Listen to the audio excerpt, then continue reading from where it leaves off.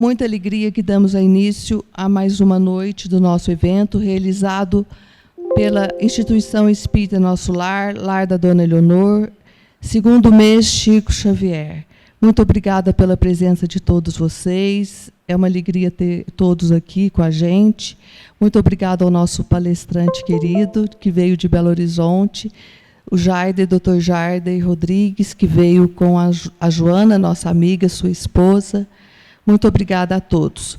Então, com esse sentimento de gratidão, damos início a mais uma noite de palestras, de conhecimentos, e é a nossa última noite do nosso evento, né? Hoje, dia 27 de abril. Chamamos a minha tia Branca para fazer a prece para darmos início.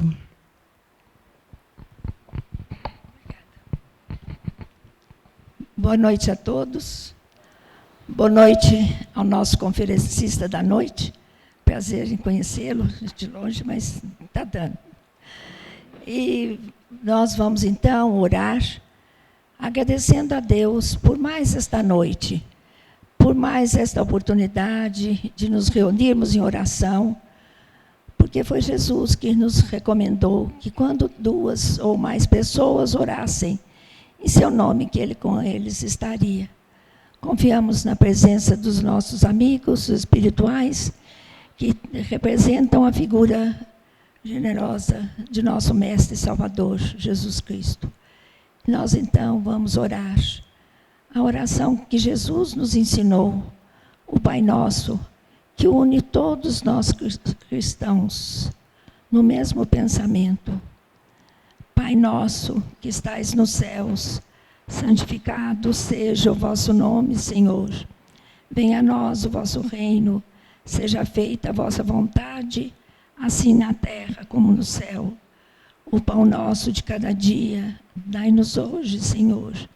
Perdoai as nossas dívidas, assim como nós perdoamos os nossos devedores. E não nos deixeis cair em tentação, mas livra-nos, Senhor, de todo mal, pois vossos são o reino, o poder e a glória para sempre. Nós vamos, então, procurar usufruir dessa palestra, o melhor para todos nós, para a edificação das nossas almas. Obrigada, viu? Muito obrigada a todos, e vamos, então, iniciar a nossa reunião dessa noite. Obrigada. Muito obrigada, tia Branca. Agora nós vamos chamar a Gleide, nossa amiga, companheira, que vai fazer a devida apresentação do nosso palestrante. Eu só quero acrescentar aqui que o Dr. Jarder vai fazer uma palestra de 1 hora e depois vai deixar 30 minutos para perguntas. Viu?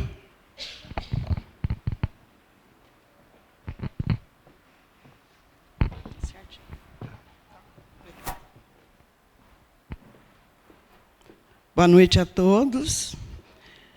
Dando continuidade ao segundo mês Chico Xavier, estamos na presença do Dr. Jarder Rodrigues de Paulo, que é médico em especialização em psiquiatria, homeopatia e administração hospitalar.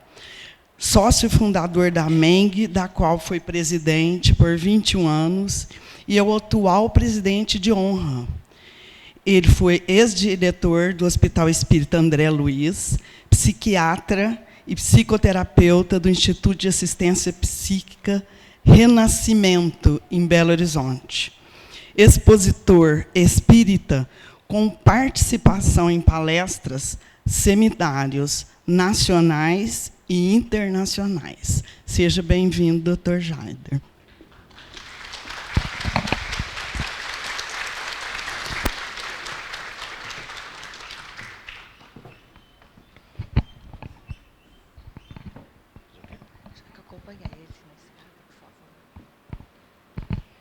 Então, com vocês, Dr. Jarder Rodrigues.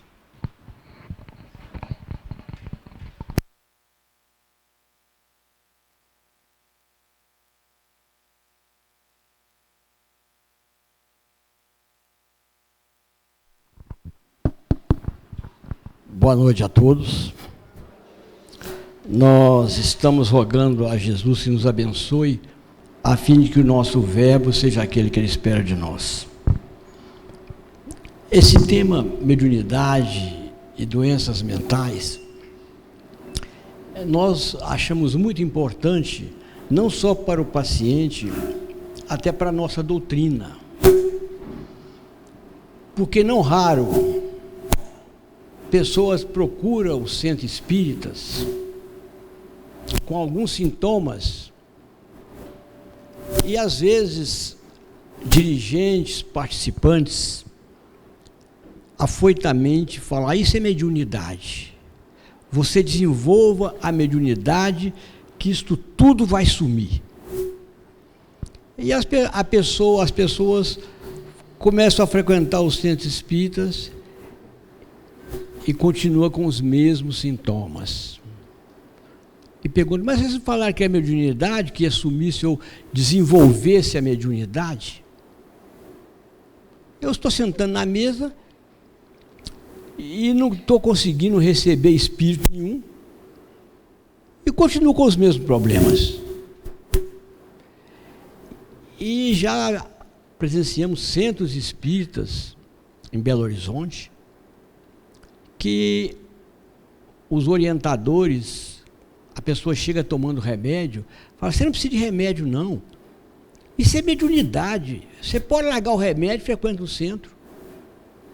E já vi situações difíceis, pessoas epiléticas que entram em convulsões, são obrigadas a internar, socorridos em urgências médicas, porque retirou o remédio, porque alguém orientou para retirar o remédio, porque aquilo era mediunidade.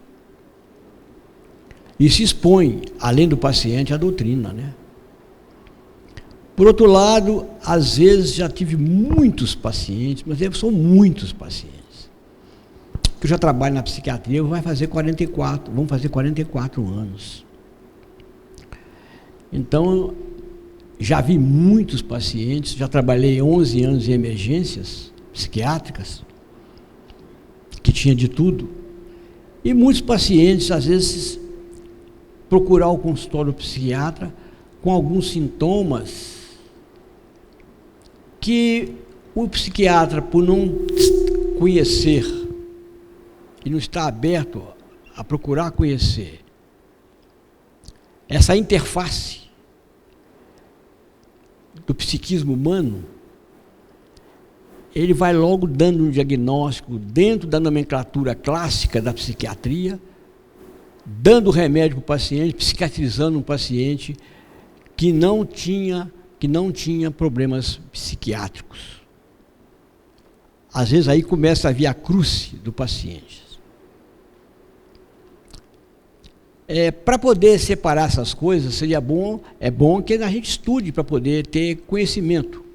O comandante Edgar Armon, ele já desencarnado, ele era presidente da Federação Espírita de São Paulo, e ele tem um trabalho no livro dele, Mediunidade, onde eles tinham lá uma maneira de, quando as pessoas procuravam a associação, a federação, eles passavam a pessoa por um pente fino para ver se que essas pessoas eram realmente médiums.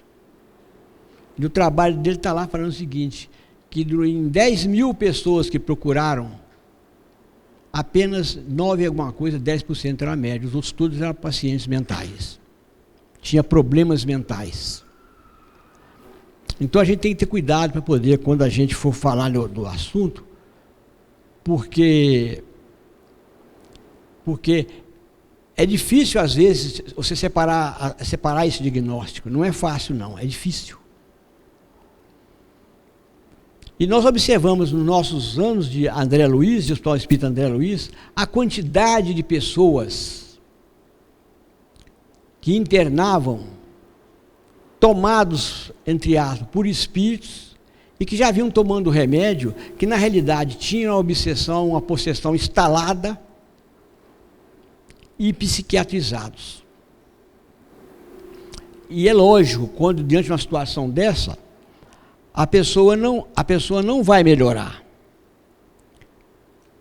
A pessoa não vai melhorar. vai cronificar o quadro. Vamos mostrar aqui para frente o porquê disso. Então, na realidade, a gente entende que mediunidade é um dom outorgado por Deus que faz parte da estrutura do espírito, a expressar-se na percepção. Essa palavra aqui é muito importante, percepção, porque percepção não é simplesmente olhar e enxergar, não. É perceber além. Por exemplo, você às vezes olha uma pessoa olhando alguma coisa e tem a percepção do que está se passando, às vezes, no íntimo dela. Um desejo oculto, no olhar. Isso é uma percepção no nosso entendimento. Não é simplesmente enxergar, mas é perceber. É a percepção das várias modalidades de vibrações que povoam o universo. Não é simplesmente você perceber, ouvir um espírito, comunicar-se com um espírito, não. Mediunidade é muito além disto. Você, quando percebe uma vibração de uma flor, isso é um aspecto da mediunidade. Você pode perceber a vibração de um animal, você pode perceber o vibrar de uma cachoeira. Isso é um aspecto da mediunidade. Perceber espírito é uma delas, mas a mediunidade vai muito além disto.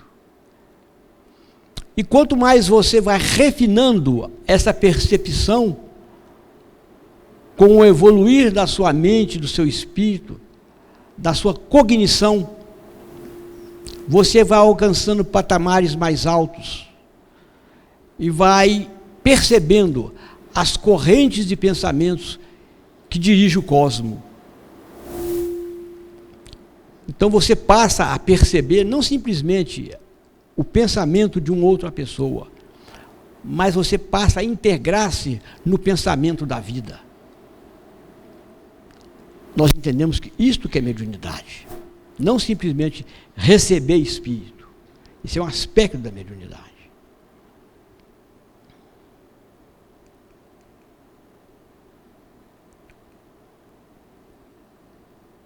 Doença mental, tem várias definições de doenças mentais, várias. Nós procuramos definir em termos de energia. Doença mental poderia ser definida como um distúrbio na expressão e ou na comunicação energética e funcional entre vários corpos que formam o complexo humano. Então nós somos compostos, todos nós encarnados aqui, na atualidade encarnado, nós temos 4 tipos de corpos ou estratificação energética. Nós temos o corpo físico, que a gente vê, nós temos o corpo etérico, o corpo energético, ou o corpo vital, que a maioria não vê, mas se fizer um exercício passa a ver. Por exemplo, se uma pessoa fica contra a luz do sol e você vai adestrando o seu olhar, você vai observar que com o tempo você vai ver uma emanação de mais ou menos 2 centímetros que contorna o corpo daquela pessoa. É só você treinar. Vai treinando que você vai, de repente você começa a observar. E nós temos o corpo emocional, onde nós expressamos as emoções, que os espíritas chamam de perispírito, o André Luiz chama de psicossoma, mas tem umas 100 nomenclaturas, corpo astral do Paracelso, tem umas 100 nomenclaturas. E temos o corpo mental, que é aquele que é a sede aonde se expressa o pensamento. O pensador é o espírito. Vocês me perdoam que o tempo já faz a gente ter que lubrificar de vez em quando. Quem pensa é o espírito. E o pensamento se expressa no corpo mental. Quem sente é o espírito. E o sentir se expressa no corpo emocional. As energias que tem o duplo etérico faz com que o corpo se aqueça e viva, e mantenha-se vivo. Então, esse complexo humano é muito importante, que quando a gente desencarna, o corpo físico volta para virar átomos, que vai formar outros corpos físicos, vai formar árvores, vai formar a natureza. E aí é interessante que no nosso corpo físico agora, existem átomos, elétrons, que já animaram muitos outros corpos físicos há milhões de anos atrás. Né? Tem até um trabalho interessante, recente, que eles pegaram pessoas, foram ver, pegaram a genética dessas pessoas e foram ver o que elas tinham de genéticos nela. E muitos tinham a genética, a maior parte da genética dele era da África, do gene dele, do genoma dele era da África. Se a pessoa que tem preconceito contra negro, tem que a maior genética dele é de africano. Então, olha só o que acontece. Os nossos átomos que animam o nosso corpo hoje já animaram outros corpos nesses milhões e milhões e milhões de anos. As energias que nos animam também são energias que vivem no cosmos. Então, na realidade, nós vivemos em rede. Quando a gente pensa, nós emitimos uma vibração. E o nosso pensamento, ele se expressa de duas maneiras. Ou ele se irradia, que é uma maneira de se expressar, ou ele adquire formas, como quando a gente coloca muita emoção naquilo que nós pensamos. E se a gente pensa, vamos supor, um indivíduo tem um pensamento, ele tem um pensamento devocional, de uma devoção. Esse pensamento é percebido por um muçulmano como uma figura de Alá, por um judeu como Jeová, como um cristão por Cristo, por um budista como Buda, e aí vai, como Krishna, ou Brahma, o que for, aí vai, esse pensamento vai. Nós formatamos o pensamento, e nós vivemos em rede. Na realidade, nós somos a somatória do que muitas pessoas pensam. E o que muitas pessoas às vezes pensam tem algo nosso. Aí se pergunta assim, mas para aí, então onde estaria a minha responsabilidade nas coisas que acontecem comigo? Já que eu sou a somatória do que muitos pensam. O nosso grande exercício é selecionar o que a gente pensa. É o livre-arbítrio em selecionar aquilo que você pensa. Nós temos a obrigação de não deixar o nosso pensamento solto a matroca, para que nós possamos viver sem perceber, como autômatos. Então tem elementos que são expertos em fazer lavagem cerebral, fazer a massa, o povo não pensante, que não domina o pensamento, fazer aquilo que eles querem. Emite uma figura na mídia, por exemplo, você de repente está repetindo aquilo mentalmente, fazendo, não o que você quer, mas o que determina você e você não sabe disso. O que se fala de massa de manobra. Lança a ideia, você começa a ruminar aquilo, com os seus interesses, e de repente vai num efeito dominó, aquilo vai aumentando, e todo mundo às vezes está pensando aquilo sem perceber que está pensando aquilo. Então, a nossa grande responsabilidade é fazer uma seleção do que pensa e dominar aquilo que está pensando. Esse é o grande trabalho nosso, porque nós vivemos, repetindo, em rede. Nós vivemos em rede. E muitas vezes, uma situação qualquer se deflagra, uma guerra ou um crime, porque a gente participou daquilo, inconscientemente participou daquilo. Olha a nossa responsabilidade. Você alimentou, às vezes, uma mão que foi cometer um crime por estar pensando naquilo. Então, é uma responsabilidade coletiva. Por isso, nós vivemos os dramas que nós vivemos no mundo, coletivamente. Fala, isso é karma pessoal? Não, isso é karma coletivo, porque você participou com o seu pensamento para que isso acontecesse alhures, lá longe. Aí é uma responsabilidade coletiva. Não só individual, é um karma coletivo. Então é a responsabilidade de uma comunidade. Nós temos responsabilidade coletiva e pessoal. E se eu consigo dominar o meu pensamento, ou disciplinar o meu pensamento, eu vou automaticamente me afastando do karma coletivo. Vou tendo menos responsabilidade no karma coletivo. Dá um exemplo. Querem legalizar o aborto. Dá um exemplo. Aqueles que pensam nessas ideias estão se karmatizando dentro do que possa vir a acontecer.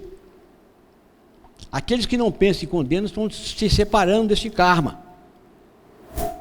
As responsabilidades coletivas são daqueles que estão pensando, aumentaram aquele campo vibracional daquele pensamento e aquilo aconteceu. Então os responsáveis todos já estão, não precisa de Deus punir ninguém, nem cosmos punir ninguém, já estão vinculados ao campo daquilo que foi feito. E automaticamente vão responder coletivamente por aquilo que foi feito.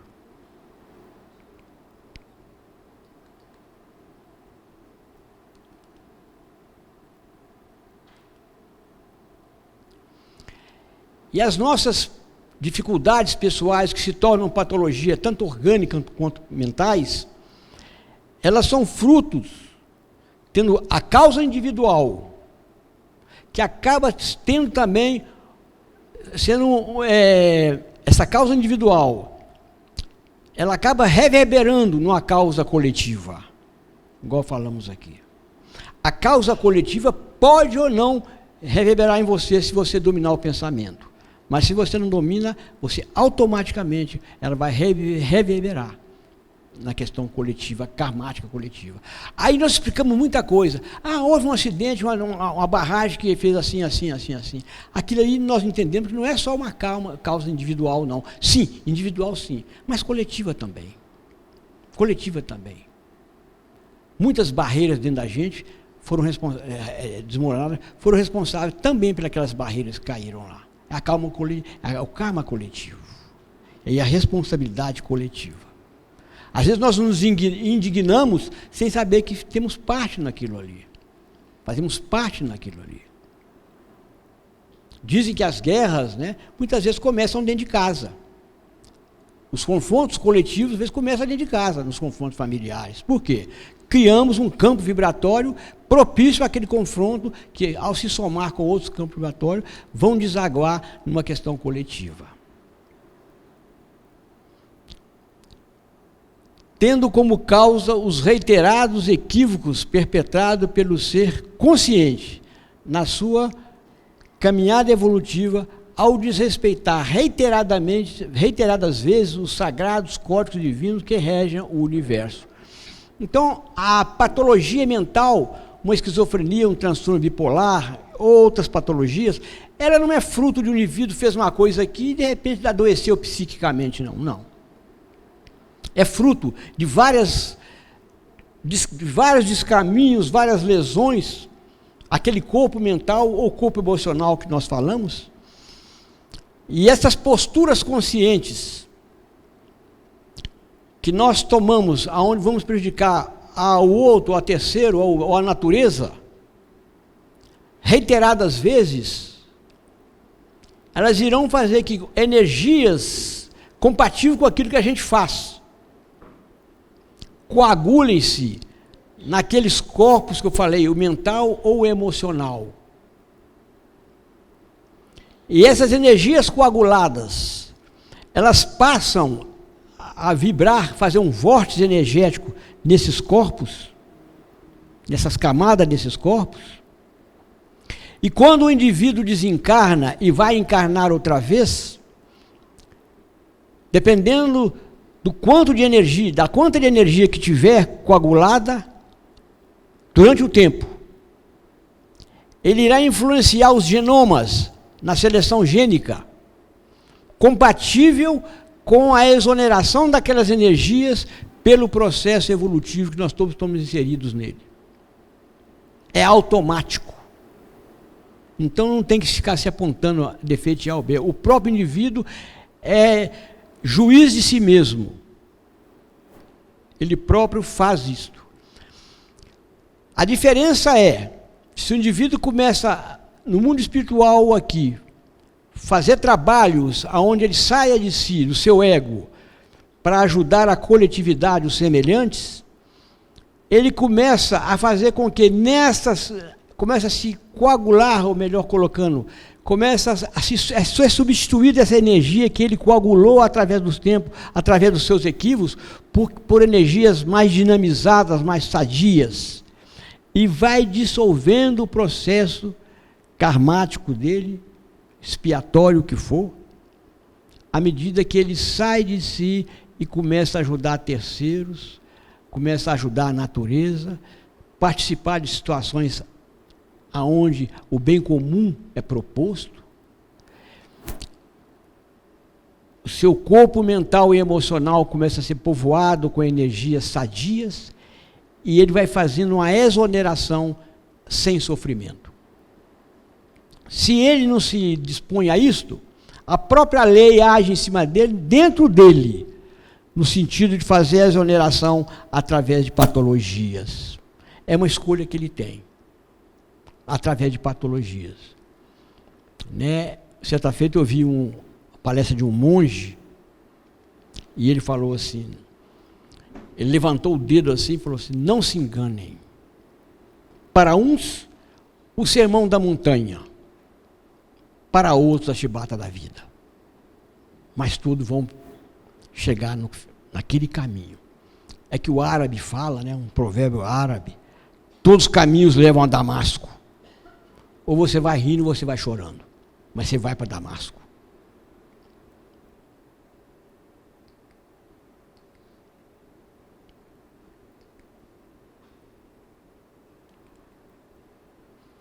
Eclosão mediúnica. O que acontece na eclosão mediúnica? É muito comum, principalmente no consultório de psiquiatria, chegar em indivíduos com eclosão mediúnica. E eu já peguei muitos pacientes com eclosão mediúnica, jovens, medicados. E a família empolvorosa, porque todos nós temos medo de doença mental. Todos nós temos medo de doença mental. E é interessante que à medida que a gente vai começando a trabalhar a doença mental, a gente vai perdendo o medo dela. A gente vê que tem muito dela na gente. A gente vai convivendo com ela, porque ela está com a gente mesmo. Né? Então a gente começa a perceber que isso faz parte da coletividade.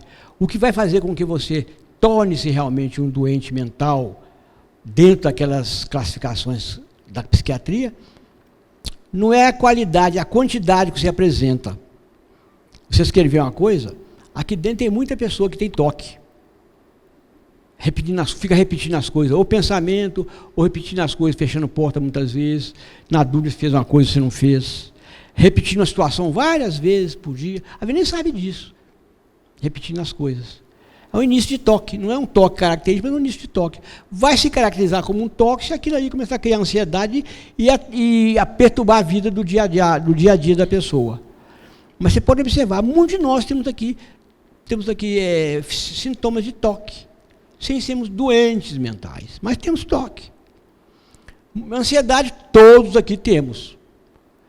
Ela só vai ser patológica se ela começar a me travar, me parar na minha caminhada. Mas nós todos temos ansiedade. Né? Se você vê a quantidade de gente que fica assim, ó, com as pernas cruzadas, e está assim. Ó. Você senta na cadeira, está assim. Né? Você está do lado, está assim. Dentro do cinema, então, você está assim. Ó. Você está botando energia para fora da ansiedade. Né? Se você separar os pés dele, você mata ele. Né? Parar a mão dele, separar o pé, ele vem para a mão. Separar a mão, vem para a cabeça. Ele tem que dar um jeito de soltar aquela energia. Mas nós todos, a maioria de nós temos isso. Uns mais, outros menos. Né?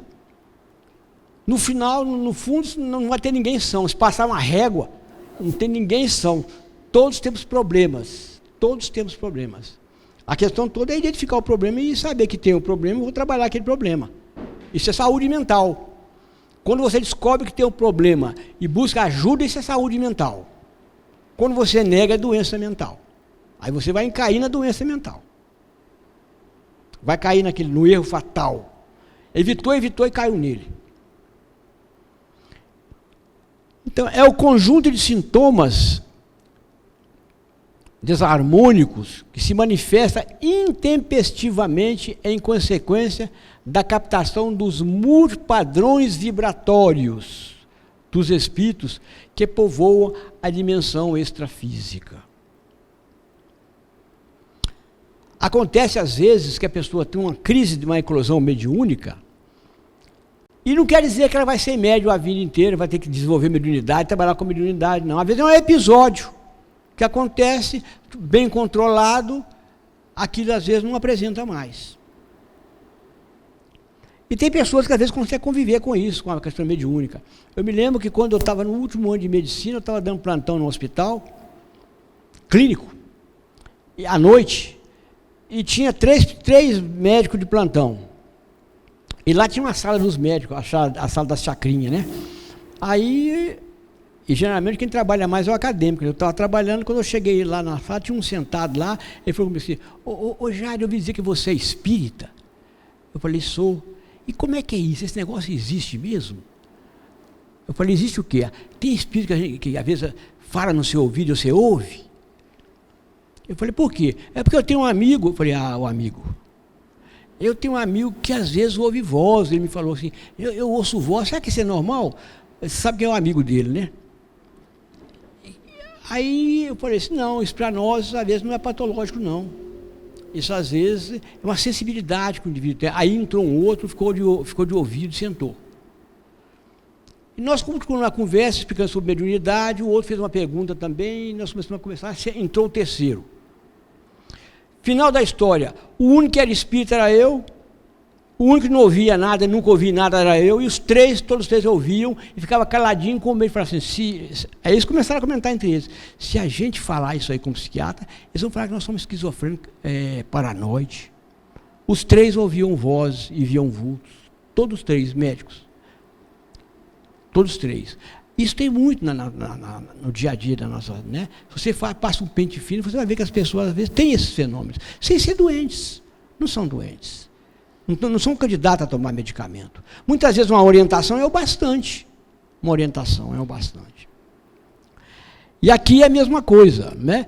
Esses sintomas, eles eclodem na pessoa, e aí tem que ter uma orientação segura. Porque, deixa eu voltar aqui, por favor. Essa eclosão mediúnica, ela mimetiza muito as patologias mentais, né? E causa muito assim, angústia nos pais, quando vem nessa idade. Nas crianças, por exemplo, a criança começa a apresentar um tipo de irritação diferente. Começa a chorar demais, chorar. Tem insônias, pesadelos persecutórios, alucinações, começam a ver coisas, agressividade, choro e medos excessivos. Isso aqui é encontrado nas patologias psiquiátricas. Isso é encontrado na psiquiatra. Agora, um psiquiatra que não tem nenhum conhecimento nessa área, passa apertado, né? Passa apertado. E aqui o que mais importante aqui é a gente saber como lidar com isso. Para não fazer uma criança já no começo, nova, vai ficar estigmatizada com certas tomadas de atitudes desnecessárias. E aquelas necessárias não são tomadas.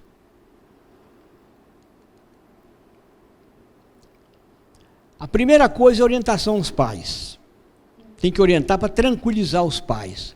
Porque geralmente é muito comum acontecer de numa família a criança registrar o descompasso energético e emocional entre os pais. Ela registrar. E se eu fosse pediatra, por exemplo, a primeira coisa que eu perguntaria a uma mãe que leva um filho ao consultório é assim, mãe, o que você acha que seu filho tem? A primeira coisa. Na minha opinião, seria a pergunta mais sábia que eu ia fazer. Porque se eu sei que nós vivemos em rede, pensamos em rede, e que as crianças, por ser sensíveis, muitas vezes refletem o descompasso do casal, e é comum uma criança estar tendo infecções reiteradas, e se o pediatra não tem a sensibilidade de ver a dificuldade na mãe, e mandar a mãe procurar uma ajuda, ele vai ficar dando antibiótico à criança várias vezes com essas infecções, vão e voltam, vão e voltam. Às vezes passa um período assim, em que o casal não está bem, e que a criança é que toma antibiótico. Vai tomando antibiótico. Dá um antibiótico, melhora, o casal está ruim, a energia ela absorve, volta a ter infecção outra vez, dá antibiótico, melhora, e assim vai. Aí a mãe melhora, a criança melhora. Aí o pediatra fala assim, aquele antibiótico foi bom, esse valeu. Os outros não valeram, não, mas esse valeu. Vocês estão observando a questão de um conhecimento mais profundo do que está por trás da cortina. Quando há condições, a gente encaminha para passe e água fluidificada. Um psiquiatra que trabalha na área espiritual, que é espiritualista, espírita, se ele não tiver uma retaguarda de uns 2 ou 3 centros espíritas confiáveis e bons, o trabalho dele fica muito dificultado. Uma psiquiatria só com medicamento não vai caminhar muito, não. Vai cronificar pacientes. Precisamos do remédio? Precisamos. Só remédio? Não. O remédio não cura ninguém. O remédio dá uma sustentação para que o indivíduo, através de mudança de postura, se cure. Mas ele é muito importante. Porque se você não tomar o remédio quando você precisa, na hora certa, você perde a oportunidade de você fazer um movimento contrário de saúde e sair daquela situação. Você se cronifica, às vezes, no problema. Se há condição de dar passe e água fluidificada, a gente orienta. Se ele é um filho de um protestante, por exemplo, de um evangélico, de um católico, o evangélico você encaminha, você fala, você podia pedir o pastor para dar um passe, não vai falar passe, né? Senão é coisa do demônio, mas para orar na cabeça da criança. Põe a mão e ora na cabeça da criança. Você não precisa falar de espiritismo, se a pessoa é evangélica. Põe a mão e ora na cabeça da criança e pedindo a cura para aquela criança. Isso é um passe. Isso é um passe. Mas se há a possibilidade de você levar no centro espírita, vai ser muito melhor. Levar água fluidificada para casa, dar o passe sistematizado, vai ser muito melhor. Culto no lar. Suma importância, porque se a criança está recebendo aquela situação dos pais, o culto no lar vai serenar a convivência entre os dois e vai refletir na criança. Porque nós vivemos em cadeia. Muitas vezes, um paciente numa família é o emergente da dificuldade da família. É o emergente da dificuldade da família. É vítima? Não. É o mais responsável. Ou um dos mais responsáveis. Não existem vítimas no universo, porque senão nós estaríamos questionando a justiça divina. Leitura e oração constante ao deitar. Aqui, isso aqui eu aprendi de uma ioguinha antiga. E aqui é uma coisa muito interessante. Você pega e conversa com a mãe e com o pai, orienta para eles, tranquiliza os dois e fala assim, dá uma orientação nesse sentido. Vocês vão fazer o seguinte, geralmente a gente pede à mãe, porque a mãe tem mais ligação afetiva com o filho, né? Mas às vezes tem pais que às vezes o afeto às vezes maior é do pai. Há casos assim que você observa que quem que é a relação afetiva do casal com os filhos é o pai, não é a mãe. Mas na maioria das vezes são as mães. Mas a gente pede para alternar o que eu vou falar.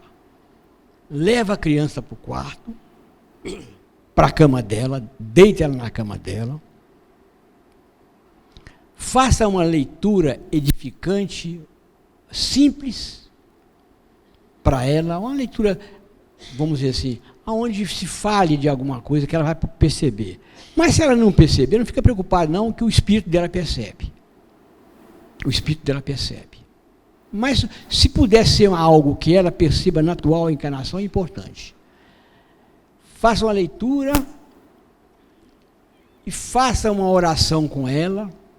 Isso é muito importante, sabe, para o jovem aqui. Aprenda a orar com seus filhos à noite, isso é muito importante. E quando a criança começa a querer dormir, que ela começa a virar os olhos, querer dormir, essa é a hora propícia. Por quê?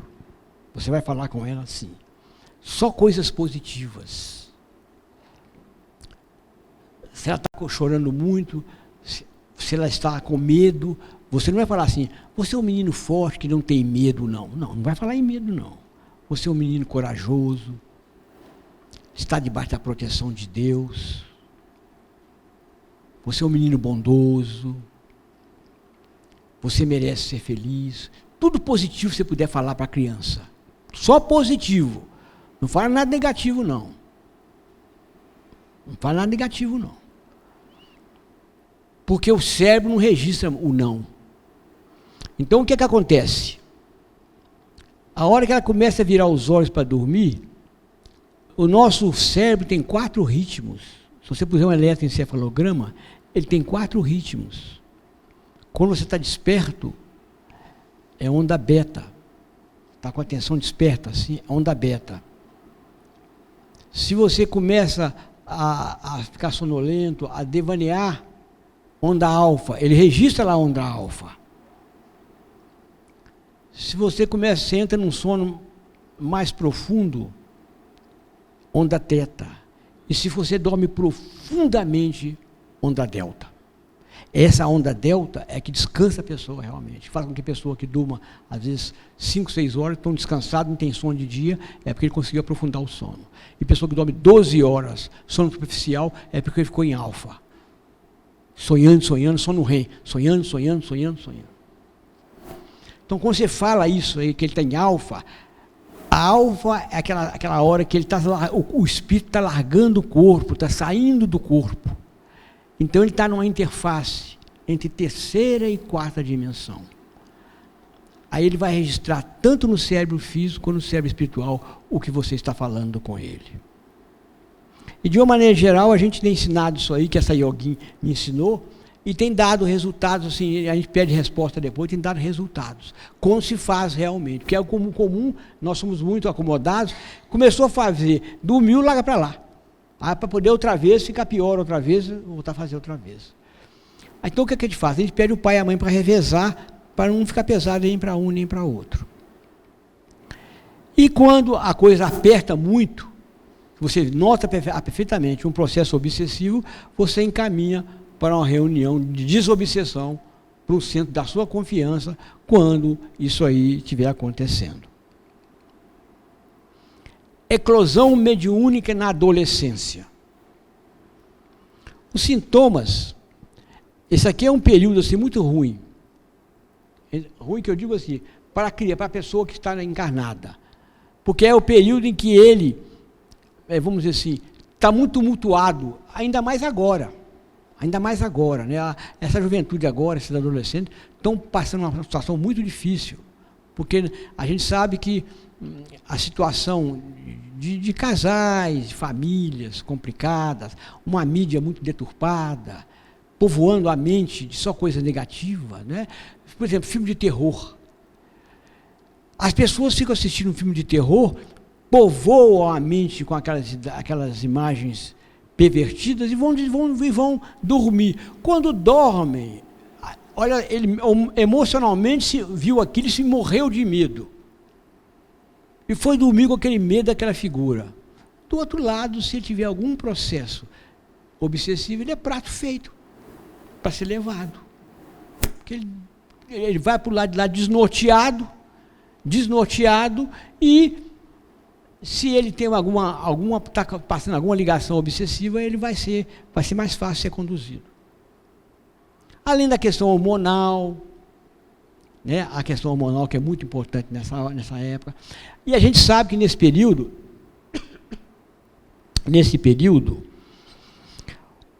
é que realmente o indivíduo consolida a reencarnação. Aos 7 anos, ele começa a produzir sangue, essas coisas, pelo próprio corpo físico.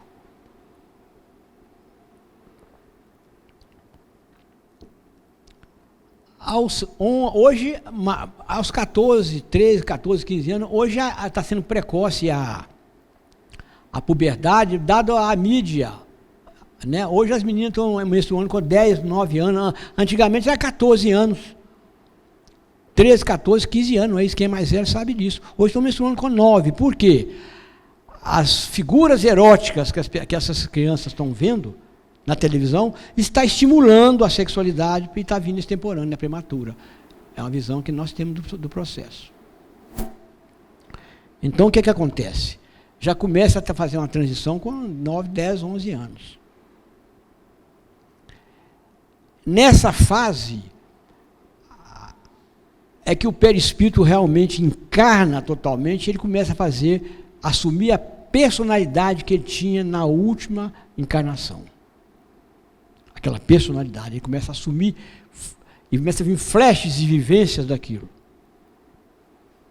Aí ele começa a mudar, às vezes, a personalidade atual. De um menino dócil, obediente, fica arredio, questionador. É da própria adolescência, mas é uma coisa muito hipertrofiada. Eu já vi pais falar assim, engraçado, esse não é meu filho de 3, 4 anos atrás, não. Não é. Tendências a recapitular passado. E, às vezes, complicado com o uso de droga. Complicado com o uso de droga. A juventude hoje está bebendo demais. Está bebendo mais do que a juventude de 2 gerações atrás. Estão bebendo demais. Não é só droga, não, é bebida, muita bebida. Não é? Isso é um complicador para o futuro. Isso é um complicador para o futuro. Sintomas muito semelhantes: medo, irritação, agressividade, rebeldia, sonolência. Às vezes o adolescente fica dormindo até tarde, olho vermelho, se não tem maconha, né? Olho vermelho, dormindo até tarde, né? Você vai conversar com eles, é normal. Você está sentindo uma coisa? Não, normal. Normal. Lacônicos. Insônia, tem muita insônia. E muitas vezes a insônia é medo de dormir. Porque ele inconscientemente sabe o que vai encontrar do lado de lá. Desvio de conduta e queixas vagas, uma hipocondria. Queixas vagas. Ainda aí não estamos diante de doença.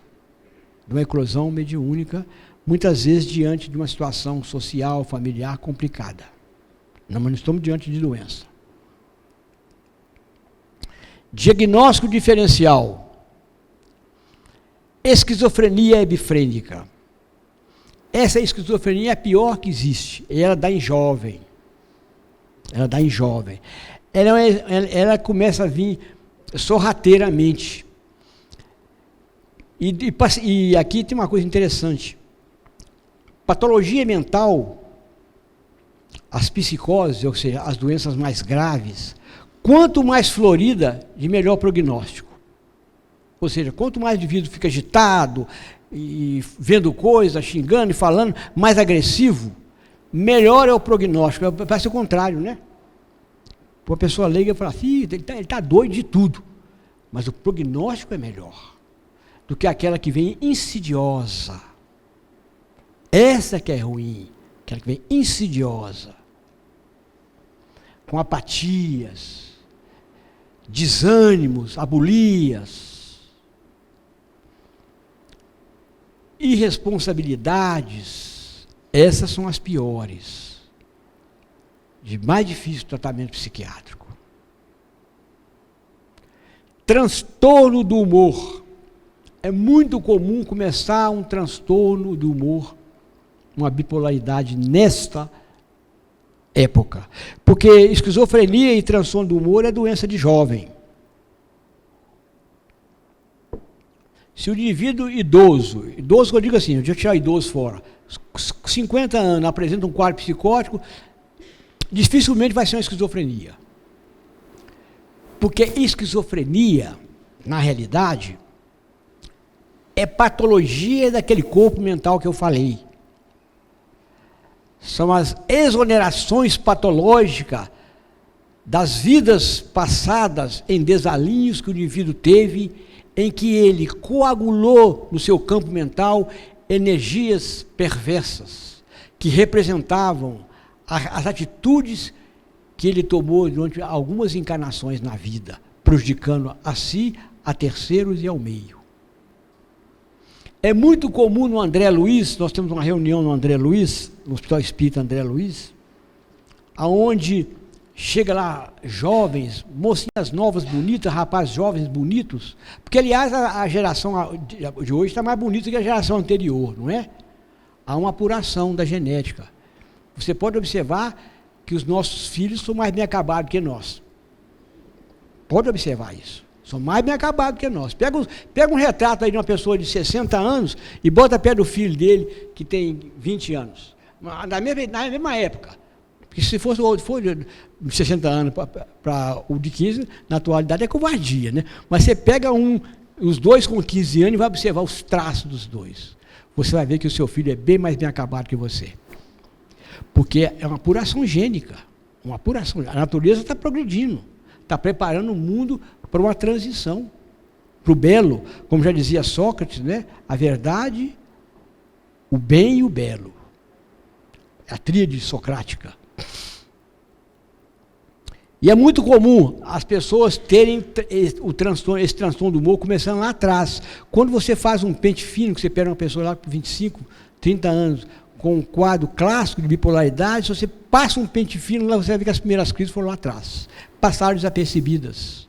Passaram desapercebidas. E o transtorno do humor é muito difícil de dar diagnóstico. Não é uma coisa fácil, não. Se tem algum psiquiatra aqui, sabe disso. Geralmente, um transtorno do humor, ele é dado um diagnóstico com 10 anos ele já tratando com psiquiatra. 10 anos, a média. Os trabalhos no mundo inteiro falam isso. Mas por que isso? Por que é difícil?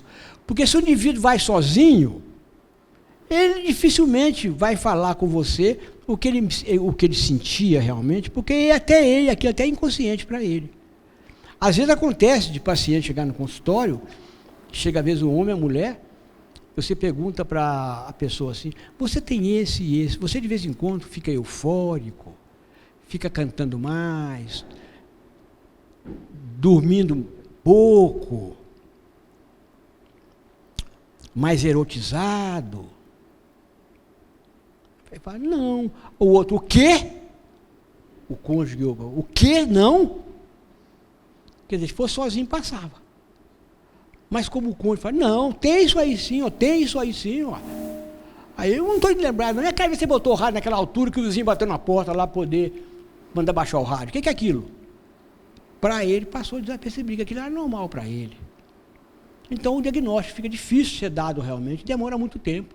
E nesse período de 10 anos a pessoa é maltratada, cronifica a doença, é maltratada. E a gente sabe que as patologias, os transtornos do humor, por exemplo, hoje se fala em prevenção de danos, porque a cada crise que o indivíduo tem, geralmente ele não volta o mesmo. E fazer um segmento radiológico, durante os anos, vai se ver deformação no encéfalo dele, no cérebro dele. É uma doença sorrateira que vai devagarzinho hebetando o indivíduo. Pensava-se que era só esquizofrenia, mas não. Porque muitos diagnósticos de esquizofrenia que se dá por aí, não é esquizofrenia, não. Dá diagnóstico que o indivíduo está ouvindo voz, está vendo vulto, e começa a comentar aquilo que ele está ouvindo, aí você fica, mas ele é doido, ele é doente, psicótico. Mas não é psicótico, ele está vendo e ouvindo mesmo. Ó. É ignorância quem está taxando ele daquilo, ele está vendo e ouvindo. Se pegar os médios, por exemplo, fora das reuniões espíritas, muitos médios ficam vendo coisa diferente, né? Fica sentindo coisa diferente. Nós temos um colega lá que ele, nos dias da reunião, coitado, nós temos uma reunião segunda-feira, que geralmente no dia da reunião ele passa mal mesmo. Passa mal mesmo. Acaba a reunião, ele está outro, está novo.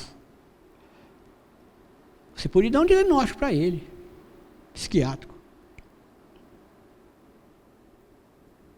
Obsessões espirituais. vezes está uma obsessão se instalando mesmo, espiritual se instalando mesmo. E lá no André Luiz, nessa reunião, às vezes chega aquelas moças, né? Mas você bate o olho e você já vê que tem alguma coisa diferente. Cheio de tatuagens no corpo, não é que a gente é contra tatuagem não, mas tatuagens muito esquisitas.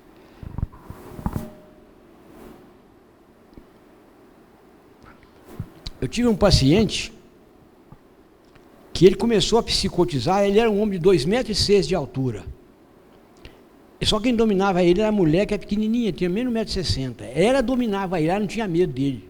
Mas todo mundo tinha medo dele, que ele várias vezes, bateram muito nele várias vezes, na rua, porque era... Mas ele começou a ficar doente mental, psicotizado, depois que ele fez a figura de um mago negro aqui, ó. Ele desenhou uma figura de um mago negro, coisa interessantíssima. De um mago negro aqui, ó.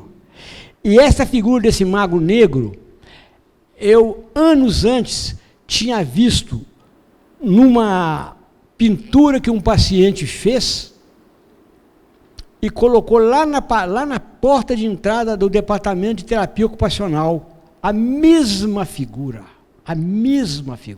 Aqui me chamou a atenção. Eu perguntei ao pai dele, vem cá, quando é que começou a ficar doente? Ele fez alguma coisa diferente? Fez aquela tatuagem. Chamou a atenção do pai também. Isso funciona como um signo-sinal.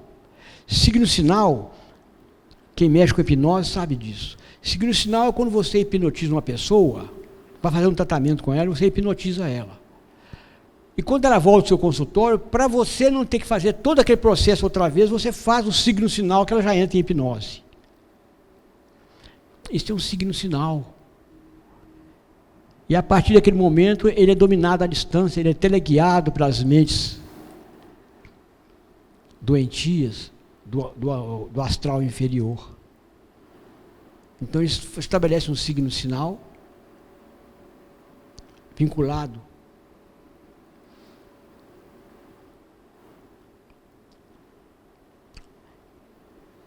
Quando ele entra naquela situação, ele entra num quadro psicótico.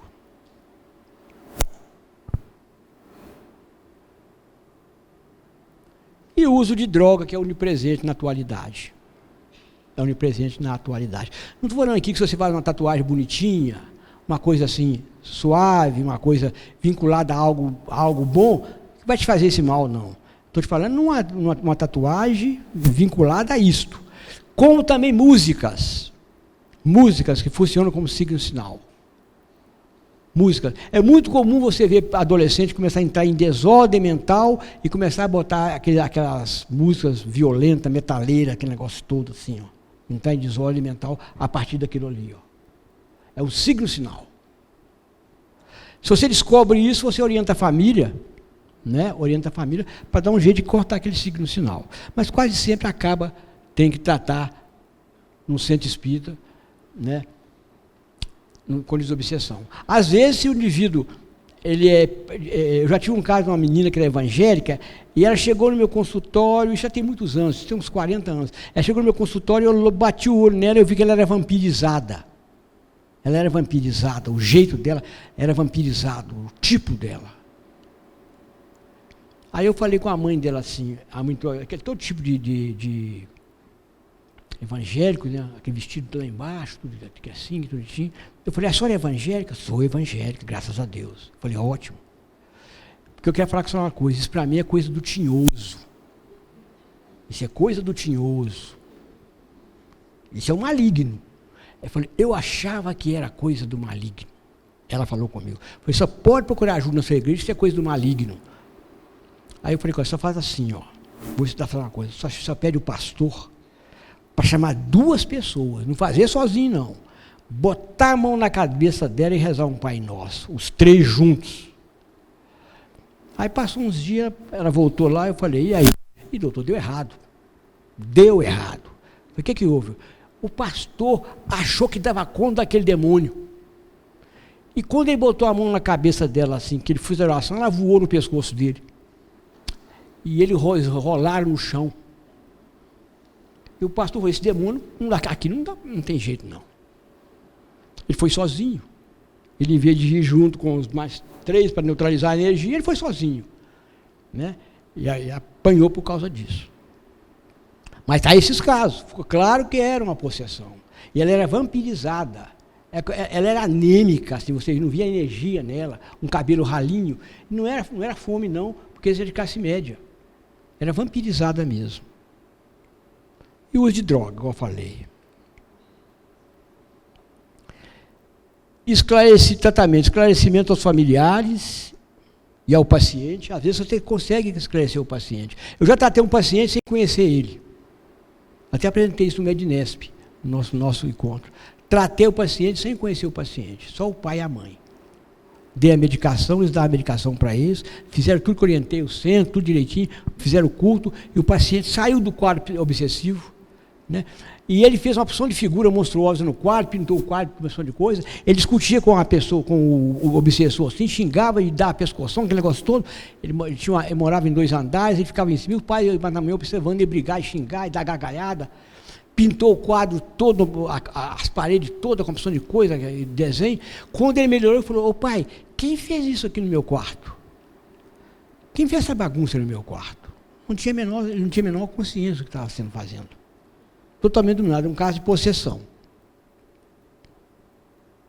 Encaminhamento a grupo de espíritos idôneos e tratamento aqui, geralmente precisa de tratamento médico psicológico. Sabe por quê? Médico porque existem medicamentos psiquiátricos que eles, como que, usando um termo de expressão, fecha o canal mediúnico, para entender, ele baixa a vibração e desconecta com o obsessor. O obsessor tem dificuldade de conectar com ele. Você atrapalha. É lógico que não estamos falando aqui de obsessões complexas, aquelas que se instalam chips e aparelhos na cabeça do doente. Essas são difíceis. Essas tem que ser um grupo bem especializado para tratar esse tipo de paciente. Aquilo que você dá remédio não melhora, que o paciente vai declinando assim para uma deterioração assim rápida. Se você faz o eletrochoque não melhora, nada melhora e vai entrando assim, ó, numa esquizofrenia e desorganiza em pouco tempo. Geralmente, quando tem um quadro obsessivo assim, ele é complexa. Tem aparelhos ligados naquele perispírito, no perispírito dela, comandando ela, às vezes, à distância. Esses casos vão para reuniões de desobsessão mais especializados. Lá no André Luiz, essas pessoas que eu falei com vocês, aqui, jovens, moças, é comum essas pessoas mesmas saírem do corpo e comandar as falanges obsessoras delas. Elas saem do corpo. E elas entraram no corpo, elas entraram na doença mental, porque as falanges em litígios, e ela encarnada quando está no corpo, não tem a força que ela tem fora do corpo.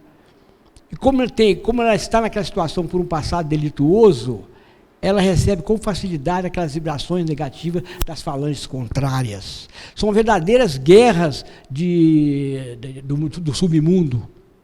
Verdadeiras guerras dos submundos. E os espíritos às vezes falam assim: olha, nós estamos fazendo um favor a vocês e à humanidade. Termos deles. Essa fera, quando sai do corpo, você não sabe o que é isso. Estão fazendo um bem à humanidade, de ebetá-la aqui no corpo, prendê-la no corpo, porque quando sai do corpo, o mal que faz, vocês não sabem. E às vezes rapazes bonitos, moças bonitas, mas não cai no hospital psiquiátrico, jovem assim à toa, né? Tem um lastro de compromisso e responsabilidade do passado. Geralmente são genocidas, pessoas que fizeram muitos crimes contra a humanidade. Questão de aborto, religiosos. No adulto tem os mesmos aspectos. Mal-estar indefinido, aquela situação hipocondríaca. Você queixa, toma remédio, você não sabe o que é e nada melhora. Irritação, medo súbitos. É tomado de medo, não é pânico não. Não é cima do pânico não. É tomado de medo que às vezes não sai de casa com medo que alguma coisa vai acontecer com ele lá fora, na rua. Vai ser assassinado, vai ser roubado. Muitas vezes não verbalizam isso porque sabe que isso aí está meio esquisito. Ele falar isso com o meio. Qualquer um de nós tem dificuldade de falar uma coisa. Eu estou sentindo que eu vou ser assassinado. Por quê? Você não fez mal para ninguém. Você está ficando perturbado. A gente pensa sem falar. Você está com problema. Como a pessoa não está querendo apresentar com problema, ele não fala, mas está sentindo. Fala com a gente com o psiquiatra. Distúrbios neurovegetativos, um mal-estar aqui, um mal-estar ali. Taquicardias. Arrepiar de repente, diarreias. Fenômenos mediúnicos, desdobramento, manifestação descontrolada, premonição. Fica desorientado dentro de casa, a família fala assim, não é ele, doutor, os olhos ficam arregalados, de repente volta ao normal. Fala coisas sem sentido.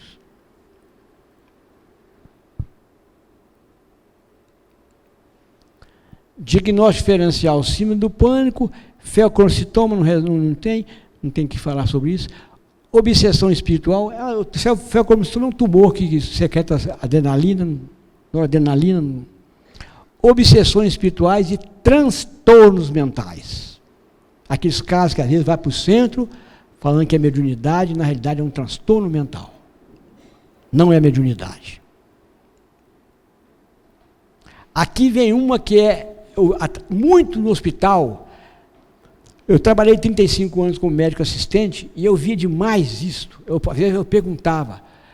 E era comum assim eu perguntar, falar. Eu já trabalhei em centro espírita, fui médio. Eu falei, como é que é isso? Você já foi médio? Já, eu fui ter feito espírita há muito tempo. E você recebia espírito? Recebia, trabalhava mediunicamente. E por que você largou? Sabe que eu nem sei porque eu larguei? Às vezes é um trabalho extra, é um curso extra, é qualquer coisa que tira o indivíduo do caminho. E ele vai encontrar com a doença mental lá na frente. E muitos. E aí eu fazia questão de perguntar para o meu aprendizado. Falei, e a sua doença apareceu quando? Foi antes disto ou depois de você largar o centro espírita? E muitos falavam, depois que eu larguei as minhas reuniões. Depois que eu larguei as minhas reuniões. Isso era comum. Eu fazia essa pergunta. Isso passa desapercebido quando você não pergunta. Mas se você faz uma busca ativa, que você pergunta ao indivíduo como é que foi, ele começa a te falar e você começa a formar a sua observação em cima de fatos que aconteceram na vida do indivíduo. Deixou a mediunidade e encontrou-se com a doença mental. Porque nós temos mediunidade tarefa e mediunidade que se rompe, que vão embora, e evolutiva, que não são tarefa. Mediunidade tarefa é aquela que o indivíduo tem o perispírito preparado para exercer a mediunidade, a fim de que ele, na mediunidade, no serviço ao próximo, ele se trate. Ele se trate. Ou seja, na mediunidade, à medida que ele recebe um espírito e faz um trabalho caritativo com ele, em que o espírito manifeste sintomas semelhantes àqueles que ele tem incrustado naqueles vórtices no seu campo mental ou emocional, ele começa a dissolver através da mediunidade, aqueles vórtices, e à medida que ele ajuda o espírito, ele vai se curando sem precisar ficar dentro do hospital psiquiátrico. Ele larga isso, por uma questão de livre-arbítrio, escolheu a chibata da vida. Automaticamente escolheu a chibata da vida. É muito comum, a gente estar em reunião de mediúnica, o espírito falar assim, mas eu vem cá, vocês não falam em livre-arbítrio? E qual o meu livre-arbítrio passando para essa situação? Eu falei, você já exerceu o seu livre-arbítrio lá atrás, algo que você fez, o que você fez. Você já exerceu o livre-arbítrio, o plantio é livre. Você está na colheita, e a colheita é obrigatória. É o caso de qualquer um de nós. E esse pessoal que às vezes eu via no hospital, que não sabia por que largou a mediunidade, já tinha feito uma escolha, estava recolhendo ali na colheita a escolha que ele fez. Existem muitas causas, bloqueios exógenos, para isso aí acontecer. Uma má interação com o grupo mediúnico, isso é muito comum, uma má interação com o grupo mediúnico. Porque o grupo mediúnico é muito complicado. E é explicável porque é complicado. Porque o indivíduo tem uma antena, ele percebe muitas coisas que ele não sabe explicar o quê. Ele entra para uma reunião mediúnica, muitas vezes ele está, às vezes, vendo um pensamento de um colega de animosidade com ele. E ele, às vezes, não sabe explicar aquilo. e começa a se afastar da reunião. Porque ele começa a dizer, eu sinto mal quando eu entro na reunião. Eu sinto, às vezes, que fulano não gosta de mim. Eu sinto que eu não sou recebido pelo grupo. E são fatores que vai fazer com que o indivíduo se esfrie na reunião se não tiver um acolhimento fraterno. Porque é muito comum a gente, na doutrina espírita, ajudar muito quem está lá fora sofrendo. Mas tem um colega ao lado aqui, um sofrimento calado, a gente não ouve, e não faz nada. Passa apercebido. Vamos ajudar lá fora, quando dentro de nossa volta, tem companheiros nossos em sofrimento. E muitas vezes dentro da própria reunião. E a gente tem aquele negócio assim, se uma pessoa não está bem e reclama, ele está obsediado. Isso é obsessão, em vez de acolher o companheiro. Exercer a caridade com o companheiro. Não, é mais fácil exercer a caridade com o espírito que vem lá de fora, ou com a pessoa lá de fora, nas campanhas do Quilo, etc., do que dentro do grupo mediúnico, onde tem um companheiro com as mesmas dificuldades que eu tenho, mas numa emergência maior do que a minha. Basta observar que há queixa de muitas pessoas que afastam do espiritismo das reuniões mediúnicas. Não achou acolhimento nas reuniões, no centro espírita. Não encontraram acolhimento lá dentro. E nós estamos fazendo caridade lá fora. Trabalho, estudo, vai fazer um pós-graduado, vai fazer um mestrado, esquecendo que o grande objetivo por que ele reencarnou está aqui na frente dele. Não é o mestrado, às vezes, não é o doutorado, às vezes é um mestrado, um doutorado para engordar currículo e massagear ego, mas não vai adiantar quase que nada para a vida dele. Ao passo que um trabalho mediúnico, ele vai ver, um trabalho dedicado à mediunidade, ele vai ver que vai ter muita repercussão boa na vida dele, principalmente no final da vida dele. Olha que ele começa a fazer ele começa a fazer um exame de consciência mais profundo. Eu tenho visto muito isso. Em depressões, em pessoas mais idosas. Ou é aborto que passou desapercebido, ou a pessoa fez um aborto quando jovem, que vai estourar lá na menopausa, porque guarda identidade e circunstância com a energia.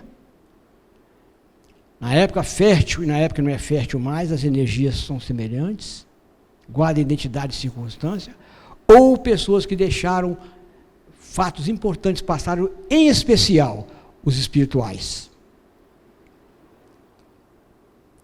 Impedimentos familiares. Eu tenho um caso importante, mas não vou ter tempo de contar, não. Isso foi muito interessante que aconteceu com a gente na reunião, mas não dá para contar. E obsessões espirituais. Quem se candidata a trabalho mediúnico, diz obsessão, tem que estar muito bem preparado. Não é ter medo, não, mas estar disposto realmente a não fazer uma vigília constante de seu pensamento e não fazer plugs com essas redes de pensamento que a gente vê por aí. Ou seja, ser senhor do seu pensamento, da sua vontade, da sua caminhada. Porque senão é presa muito fácil dos técnicos de obsessão do plano espiritual. Eles são muito mais bem organizados do que a gente pensa. A organização deles lá, no mundo espiritual, é a organização de nazistas. Quem estudou o Reich sabe a organização que era.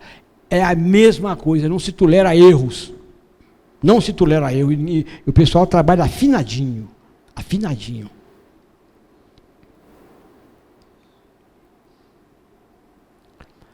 Fatores endógenos, aqui que é dentro da pessoa.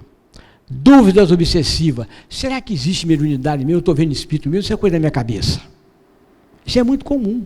Os médios, principalmente médios incipientes. Será que isso existe realmente? Será que eu vi que essa voz mesmo? Eu estou criando isso? Será que eu estou vendo ou estou criando isso? Isso é uma dúvida fácil de um obsessor falar assim, isso é fantasia sua só. Isso não existe não. Isso é coisa da sua cabeça. A situação do médio é difícil, não é, gente? Ele ficar vendo essas coisas, sentindo essas coisas, isso não é fácil não. Se não tiver um amparo do grupo, fica difícil. Falta de estudo sobre mediunidade. Isso aqui é uma coisa entre nós espíritas. De uma maneira geral, a gente não gosta de ler e não gosta de estudar. É de uma maneira geral, não gosta de ler e não gosta de estudar. E de uma maneira geral, a gente também não gosta muito de fazer preces íntimas. Preces íntimas. A gente faz uma prece quando a gente faz na reunião, mas tem que criar um hábito de fazer prece íntima. que vai dar a gente um up, um levantamento da vibração para sair daquelas raias de comunicações, a gente dificilmente tem dificuldade. Vocês escreveram uma coisa? Vou fazer uma enquete com vocês aqui. Não precisa levantar a mão, não. Só vou perguntar para análise de cada um. Quem aqui que na hora de deitar faz uma leitura rápida que seja e faz uma prece de pé ou sentado? Te garanto, são poucos que fazem, que têm esse hábito de se preparar para sair do corpo físico à noite. Eu garanto a vocês que mesmo na metade disso aqui, porque todos os enquetes que eu faço é 10, 15%, que faça isso, se prepara, faça uma prece realmente, uma pequena meditação, lê alguma coisa, poder levar o pensamento dele, uma pequena meditação e se entrega ao sono, para um trabalho. Vocês vão ver que são poucos que fazemos. Entretanto, você pode observar, a nossa plateia aqui é selecionada. São pessoas responsáveis, pessoas que trabalham, pessoas que são preocupadas com o próximo, são pessoas de boa índole. Agora, que dirá o resto aí fora, que levanta e deita do mesmo jeito? Pensa bem a balbúrdia que essas pessoas vivem no mundo espiritual. Ó, que deixa o corpo físico à noite. Se deixa o corpo físico à noite, sofrem processos vários de hipnose, quando entra para o corpo físico de manhã, geralmente vai estar totalmente desorientado, desfocado daquilo que precisa fazer para a sua evolução espiritual. E a nossa vinda aqui não é para passear. A gente vem aqui para nos espiritualizarmos. Não é para poder ficar rico, não é poder... Isso tudo faz parte. Ninguém, não tem nada contra a riqueza, não. Pobres somos nós. Deus não é pobre, não. Deus não quer ninguém pobre, não. Mas muitas vezes preocupa muito mais com as coisas materiais do que com a coisa espiritual. Vai levando a vida espiritualmente. Aí o que acontece? O número de doença mental e de mediunidade descontrolada é muito grande, não tem jeito. Não tem jeito, é muito difícil. Haja hospital psiquiátrico, haja consultório de psiquiatria e de psicologia para dar conta do recado. Essa situação nossa. Muitas vezes é falta de uma postura. De uma postura. Isso às vezes acontece até para psicótico. Eu tinha um paciente que era advogado, e ele tinha época que ele ficava achando que ele era perseguido, não entrava no fórum porque ele era perseguido, que o juiz perseguia ele, que os colegas perseguiam ele. Eu expliquei para ele que podia ser a hora que ele deitava à noite, que ele se preparava, ele tinha ele era espiritualista. Eu falei, vamos fazer o seguinte, vamos fazer uma prece, vamos botar uma músicazinha suave, vamos fazer isso aí por um mês, vamos ver o que vai acontecer. O delírio dele sumiu. Ele falou, as perseguições sumiram. Esse paciente, eu tirei o remédio dele. Falei, o seu remédio é não deitar sem fazer uma prece, sem ler alguma coisa, e se preparar para dormir e se encontrar com Deus. Ele era espiritualista, mas tinha uma espiritualidade católica. Se encontrar com Jesus. Uma coisa simples, né? Ele parou de usar medicamento antipsicótico. Uma orientação. E o que falta muitas vezes para a gente é orientação. E seguir a orientação. Porque o nosso problema é comodismo. Nós somos muito acomodados com a nossa caminhada. A gente trabalha às vezes, e muitas vezes porque tem que trabalhar, tem que manter o corpo físico, tem um patrão para né, cobrar da gente. Mas se deixar solto, a gente bambeia. Raro de nós já tem aquela postura de transformação, de sequer fazer uma prece para se entrar no mundo espiritual mais preparado, não sofrer a perseguição dos nossos adversários, que não são poucos. Principalmente se você fala em acreditar em alguma coisa superior. Indolência. Muito comum na gente, indolência.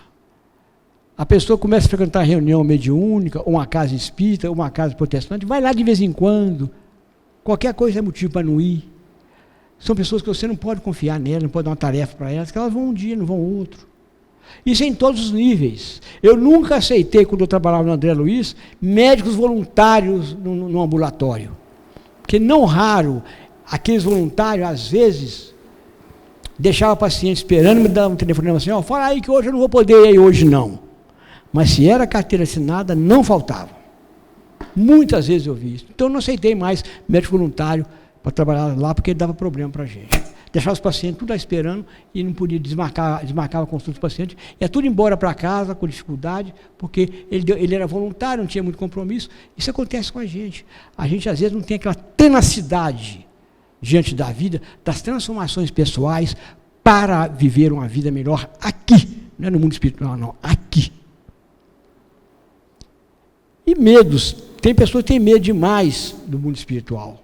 Né? Medo demais. Eu tive muitas pessoas que começaram a frequentar a reunião mediúnica, eu com tanto medo, desencadeava crise. Eu falei, não, de ansiedade, não mexe com parte mediúnica, não. Vai fazer uma campanha do Quiro, vai fazer outro trabalho social no centro, que você está desenvolvendo a mediunidade do mesmo jeito. E está desenvolvendo a mediunidade. Se ele é assíduo e faz aquilo com dedicação, com consciência.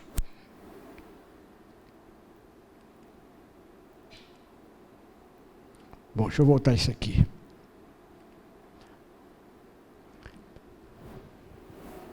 Eu passei um pouquinho, nós vamos ter 15 minutos de pergunta, se alguém quiser fazer alguma pergunta, se tiver alguma coisa. Muitas coisas assim, em dúvida, eu sei que até eu tenho. Mas, se alguém quiser, pode.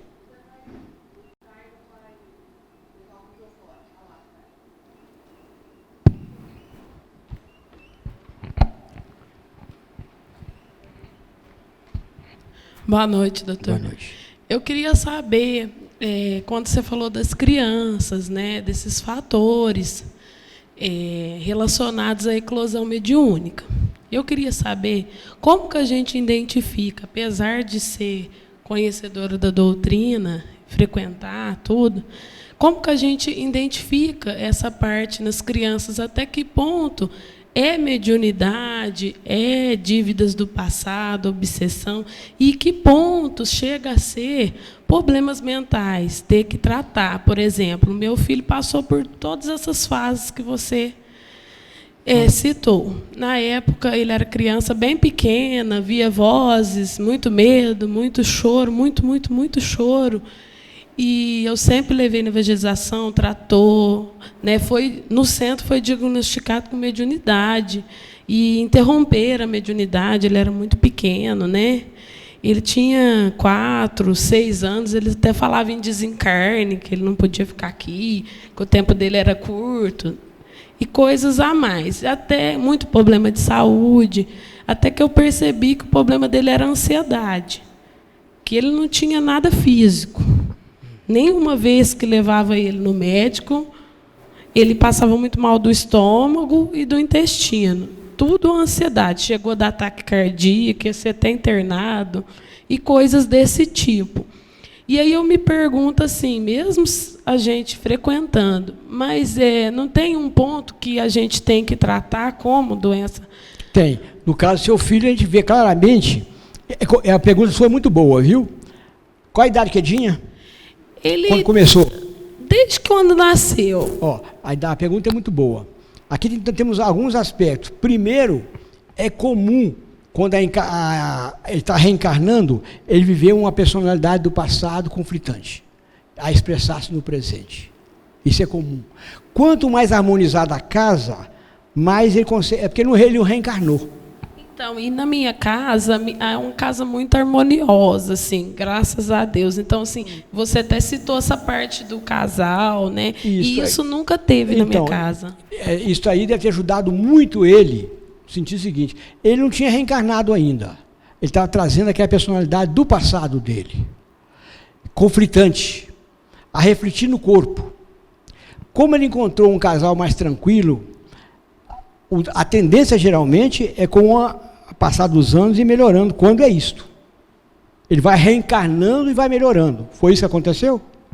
Bom, da ansiedade melhorou, ele faz cromoterapia, faz tratamento, nunca parou o tratamento, né? Sempre tomou, mas melhorou sim. Só que ele ainda tem transtorno de humor, crise de ansiedade. Porque geralmente, o que eu posso dizer é o seguinte, tudo indica que seu filho já veio nessa encarnação para corrigir isto. Quando ele ainda estava vivendo muito com tenridade a personalidade do passado, a coisa era mais abrupta. À medida que ele vai reencarnando, o passado vai apagando, a personalidade do passado vai apagando, mas já está registrado no genoma dele a dificuldade que ele teve em outras reencarnações. Aí ele vai ser uma pessoa que vai precisar de psicologia, talvez precise de um tratamento psiquiátrico, uma ajuda psiquiátrica, medicamentosa, a fim de estimular os neurotransmissores dele a trabalhar mais a contento, uma psicoterapia para ele poder aprender a dirigir a vida dele. Então, no seu filho, nós dizemos o seguinte, ele tem, talvez, um distúrbio emocional. que tem que ser tratado. Nós todos temos, uns mais, outros menos, mas quando assim, tem a infância, tem a idade, já começa a apresentar, é um sinal de que ele vai precisar ser acompanhado por um período bom por profissionais. E aí a gente tem que ter a coragem de saber, meu filho tem problema, precisa de ajuda, eu vou ajudar. Vou aceitar e vou ajudar. Eu posso te falar isso assim com tranquilidade, que eu tenho um neto autista, em que minha filha se desdobra e está ganhando o reino do céu com aquele neto, com aquele filho dela. Mas procura ajuda de todo tipo. O que é bom é procurar essa ajuda. Então, a gente tem que, às vezes, aceitar que nossos descendentes, nossos filhos, têm problema. A gente vai, não é questão mediúnica, é uma questão, obviamente, psicológica que ele tem. Não, eu sempre achei que fosse só mediúnica. Isso é a minha opinião pessoal. Até que a gente vai encarando isso, que eu tive problemas de ansiedade na família com outras pessoas, né? É isso aí. É isso que acontece realmente. Você foi um exemplo claro disso. Pode falar.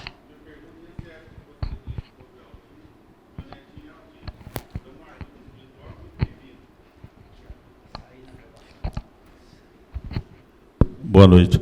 A minha pergunta é essa que você falou sobre o autismo. O meu netinho de 7 anos é autista. Então, uma busca na ajuda espiritual é muito bem-vinda. O tratamento. Ajuda espiritual? Para combater o autismo. Ou ele é somente um distúrbio físico? Não tem nada a ver com o espiritismo? Não, tem. Isso aí não vem assim de graça para ninguém, não. É uma oportunidade que ele está tendo e a família está tendo de ajeitar alguma coisa de passado. Isso nunca, isso não é de graça. Isso é uma oportunidade para ele e para a sua filha ou seu filho, que for, trabalhar. Você pode observar, ele vai oferecer oportunidade aos pais a trabalhar algumas dificuldades pessoais que tem. Talvez paciência, aceitação, humildade. Você entendeu? E ele, espírito, reencarnou naquela situação para poder, nesse conjunto reencarnantes, pais, filhos, eles ajustem questões de passado deles, de personalidade. Quanto melhor aceitar, igual eu falei, a minha filha pegou a cordinha para o céu, porque ela está se mostrando uma mãe espetacular, paciente, e está se transformando em outra pessoa. Isso é muito comum, isso, você recebe um filho assim, e muitas coisas se passam no íntimo da gente em termos de aceitação, de humildade. É um apelo a isso aí, a essa situação toda aí, de fraternidade, de acolhimento, que muitas vezes a gente acha que tem num nível bom e não tem. É uma oportunidade. Ou pode ser para ele também, às vezes acontece isso. Muitas vezes a doença não é simplesmente um erro do passado, não. Pode ser um indivíduo, ele preparar vamos supor, ele tem uma dificuldade qualquer, ele não tem nenhum karma com aquilo, mas ele tem uma dificuldade evolutiva numa área, por exemplo, da paciência, por exemplo, da tolerância. Às vezes ele vem com uma doença a fim de que aquilo ali dê a ele a conquista da tolerância. Não é karma de passado. E às vezes os pais vêm na mesma situação, adquirir um plus a mais naquela virtude. Nem sempre é passado delituoso. Certo. Tá?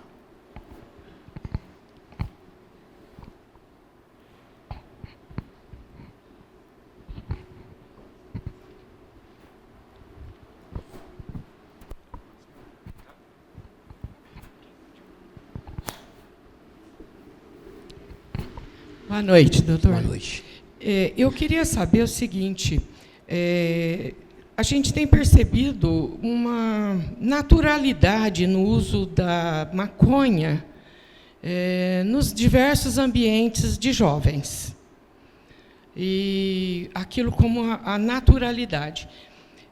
Como que fica a questão de indivíduos jovens que têm o transtorno mental e têm também a mediunidade? O acesso nosso de adulto a esse universo é bastante difícil, porque nós não vivenciamos isso. É um universo que está distante de nós. Eu gostaria que o senhor comentasse sobre isso. Olha, a sua pergunta é muito boa, que vai me dar chance de falar uma outra coisa importante relativo a isso. O pessoal fala que a maconha não faz mal, até uma liberação de uma substância aí para poder epilepsias, né? Nós entendemos, dentro da nossa observação, de pessoas já importaram a substância e usaram, que não teve sucesso. Né? Lá no hospital mesmo já foi usado e não teve sucesso. A questão é a seguinte, o que se sabia antes de 2005, um congresso que houve nos Estados Unidos de psiquiatria, antes de 2005, é que a maconha só fazia mal porque 6% das pessoas que usam maconha no mundo inteiro, uma estatística mundial, nos 4 quadrantes, 6% desenvolve esquizofrenia. Então sabia-se que tinha alguma coisa ali que não era nocivo para a pessoa. Aí houve um congresso em 2005, onde a propedêutica armada, ou seja, onde já se fazia exames para ver a atuação da substância no cérebro, aí foi o choque mortal na maconha. Porque quem defendia a maconha, geralmente, era pessoas que usavam, médicos que usavam, psicólogos que usavam, artistas que usavam, é que defendiam o uso da maconha. E usava assim um subterfúgio de falar assim, a maconha faz menos mal do que cigarro, faz menos mal do que cigarro, mas faz mal. Então o que é que acontece? Nesse congresso, se desenvolveu o que nós chamamos de ressonância magnética funcional. O que é isso? Você injeta uma substância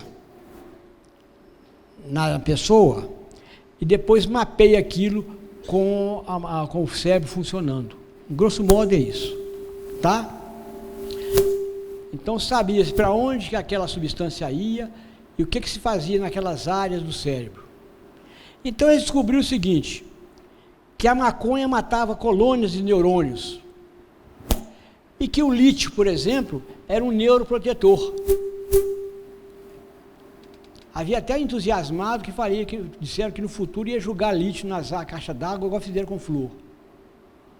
Que o lítio era um neuroprotetor. Se eles injetavam o lítio, depois injetavam uma substância tóxica, a maconha, por exemplo, a cocaína, o cérebro sofria menos. Então, porque o lítio fazia com que o neurônio, o organismo liberasse uma substância, e essa substância defendia os neurônios, o sistema nervoso. Entendeu? Então fizeram assim com várias substâncias, vários medicamentos psiquiátricos.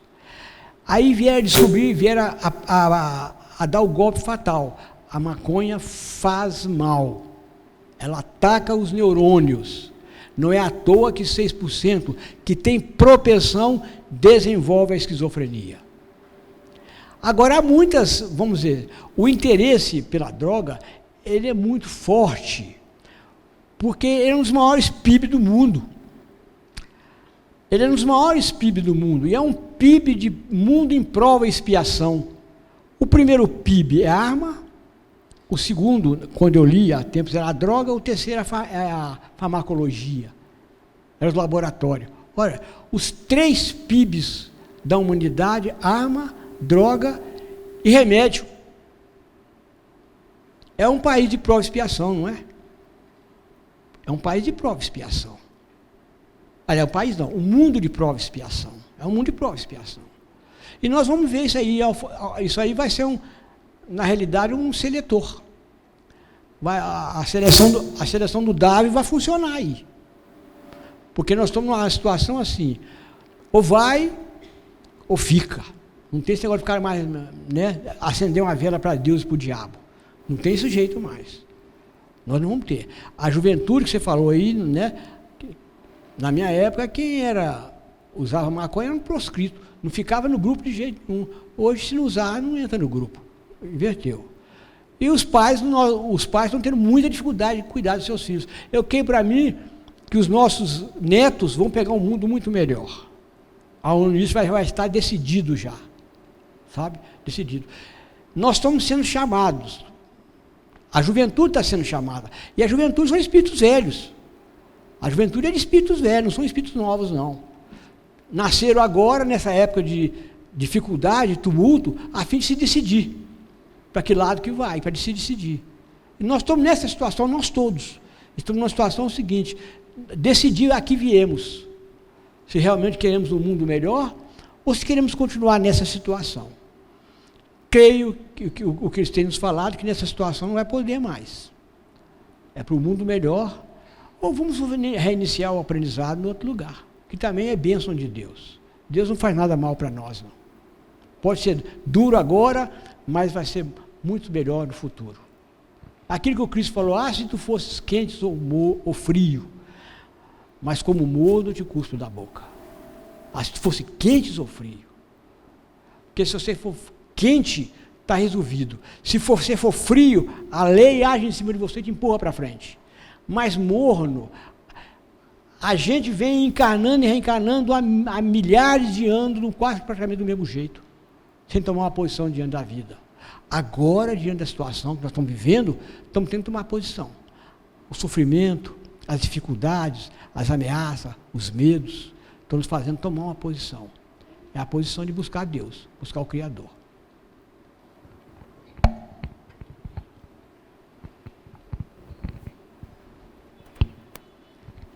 Bom, a última, tá, gente? Tá bom? Boa noite. Boa noite, doutor. Aonde? Aqui. Tá, pode falar. Aqui. Lá no fundo? Levanta a mão, por gentileza. Pode falar, lá no fundo, tá? Boa noite. Boa doutor, noite. Eu tenho uma filha que agora eu entendi o sentido da enfermidade dela. Desde a idade de 12 anos, ela, como eu vou dizer, começou essa doença, né, que foi diagnosticada com 15 anos, ela estava com 12 quando começou, que era a esquizofrenia e o transtorno bipolar. E eu vivia assim, no meu casamento, cuidando da minha sogra, do meu sogro, convivendo com eles, eu percebia, mas tinha medo de lidar com a situação. Até que, numa das crises dela, com 13 anos, ela foi parar no hospital psiquiátrico em Ribeirão. Aí os médicos viam que ela se afligia comigo, só comigo. Com os outros da família, não. Aí o médico me chamou, era um psiquiatra baiano. Eu me lembro como se fosse hoje. Ele falou para mim, Mariana, isso é um problema espiritual. Eu falei, eu sei, eu gosto muito do espiritismo, fui criada no espiritismo, mas não entendo. Eu não, como o senhor mesmo disse, não gosto de ler, não estudei. Aí foi passando, e já essa é a 9ª vez que ela está internada no hospital psiquiátrico. E quando eu passei a fazer as orações, como o senhor falou, antes de dormir, pedindo o equilíbrio, e frequentando lá raramente um centro espírita, eu comecei a receber ajuda. Mas a minha ajuda mesmo veio há 7 anos atrás, graças à Dona Branca, a mãe da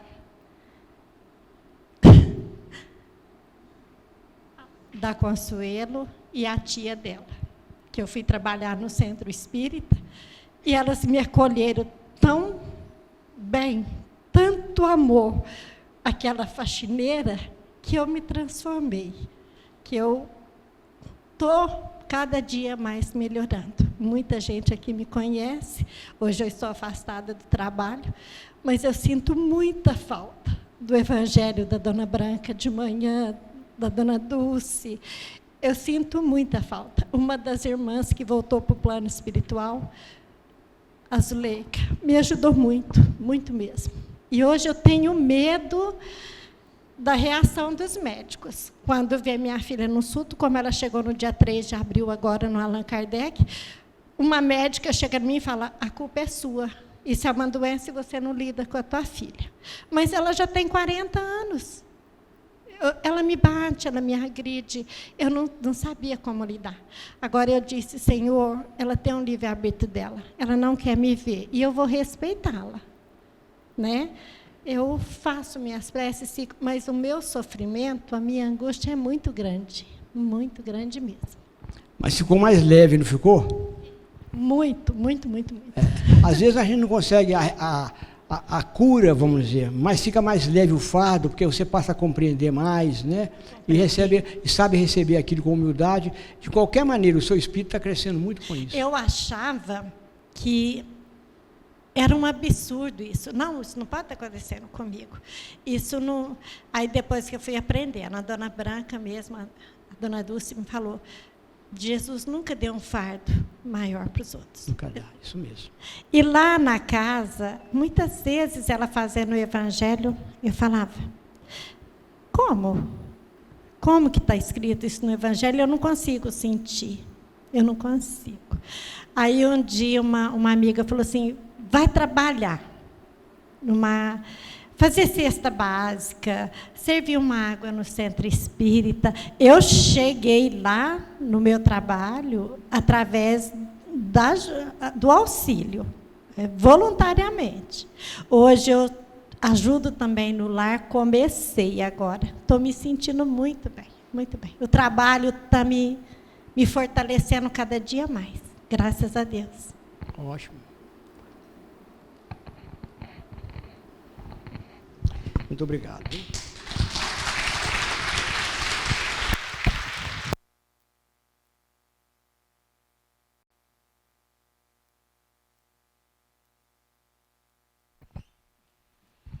Muito obrigado, doutor Jaider.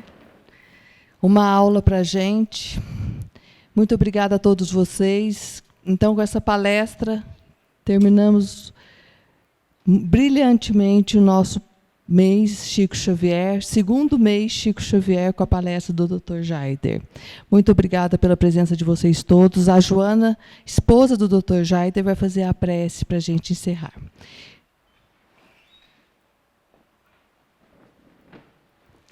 Obrigada.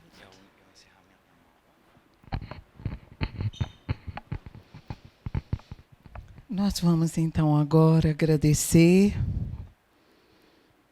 e vamos mentalizar que esse nosso ambiente está sendo inundado por uma chuva de luzes, como se aqui entrassem um grupo de crianças conduzido por um grupo de pretas velhas, e eles vão entrando, descendo pelos corredores e deixando essas luzes cair sobre todos nós.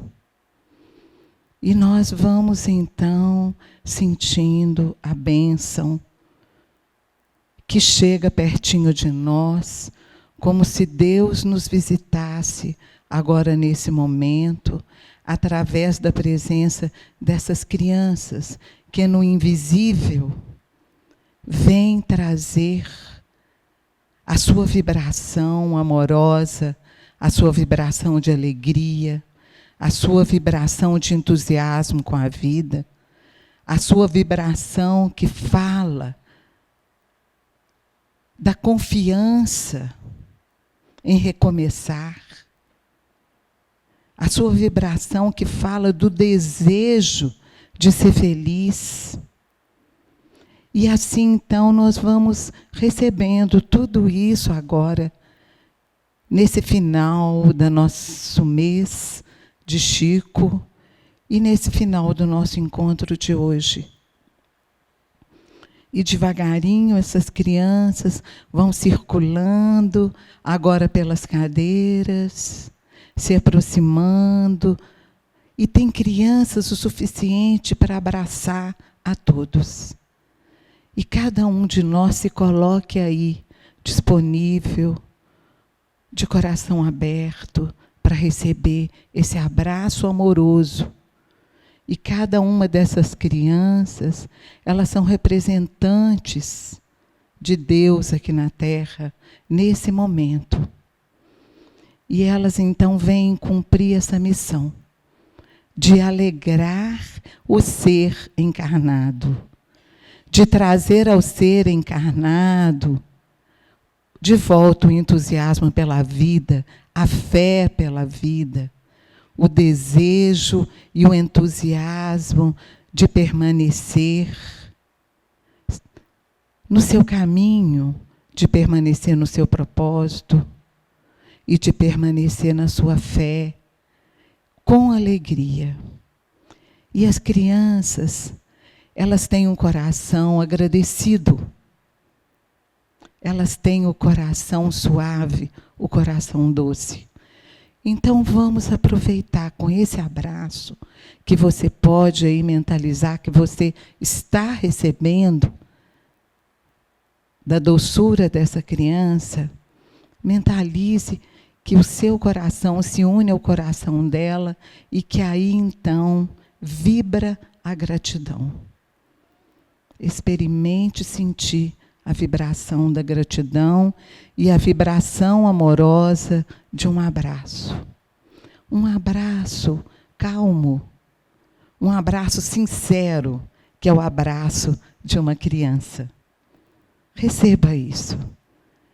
E assim nós vamos imaginar que é o menino Jesus que nos abraça. E vamos agradecer a todos aqueles que estão na vida conosco e que nos ajudam a compreender aonde nós precisamos crescer. Vamos agradecer a nossa reencarnação. Vamos agradecer a presença de Chico Xavier durante aqueles anos que ele esteve por aqui, que trouxe para nós tanta compreensão. Trouxe para nós o Evangelho, o verdadeiro Evangelho de amor. Vamos agradecer aos mentores queridos que, junto a nós, estão nos amparando com o braço forte. Vamos agradecer aos amigos, agradecer à família, agradecer àquele que nos impulsiona para aprender um pouco mais e para crescer um pouco mais. E assim, então, nós vamos despedir dessas crianças e sentir o coração leve. E sentir o coração pacificado. E é assim que nós iremos voltar para a nossa casa, levando a alegria que recebemos dessas crianças. E sabemos que precisamos de fazer alguma coisa com ela. Alguma coisa com alegria e alguma coisa com a gratidão. E que a bênção dos céus possa nos fortalecer. E que nós possamos, então, sempre lembrar que estamos juntos. E juntos nós chegaremos ao amor. Que assim seja. Que assim seja. E nós agradecemos muito a presença de vocês até abril de 2020, no 3º mês Chico Xavier. Muito obrigado, gente. Vão com Deus. Uma boa noite para todos. Obrigada.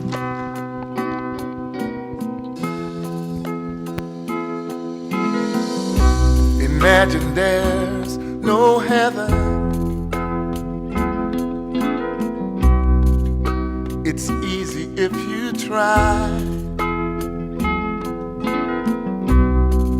No hell below us. Above us only sky. Imagine all the people living